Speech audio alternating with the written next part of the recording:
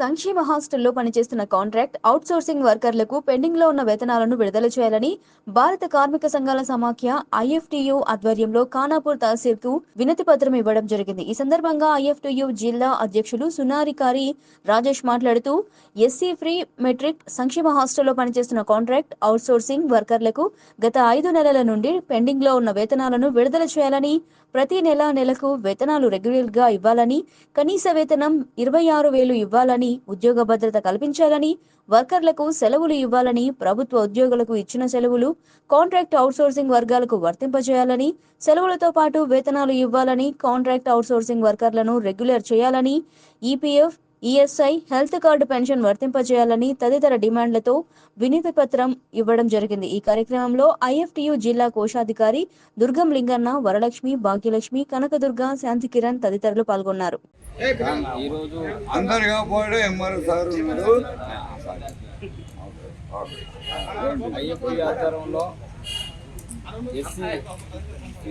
Free metric హాస్టల్లో పనిచేస్తున్న contract outsourcing వర్కర్లకు గత 5 నెలల నుండి పెండింగ్ వేతనాలు ఉన్నాయి.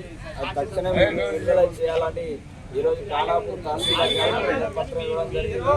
అదేవిధంగా వారికి నెలకు ఉద్యోగ భద్రత కల్పించాలని, నెలకు కూడా వారికి ప్రభుత్వ ఉద్యోగులను గుర్తిస్తూ వారికి నెలకు జీతాలు కూడా ప్రభుత్వ ఉద్యోగులు ఇచ్చే విధంగా కూడా ప్రభుత్వం వాళ్ళ కాంట్రాక్ట్ అవుట్సోర్సింగ్ కూడా వేతనాలు ఇవ్వాలి, సెలవులు కూడా వర్తింపజేయాలి.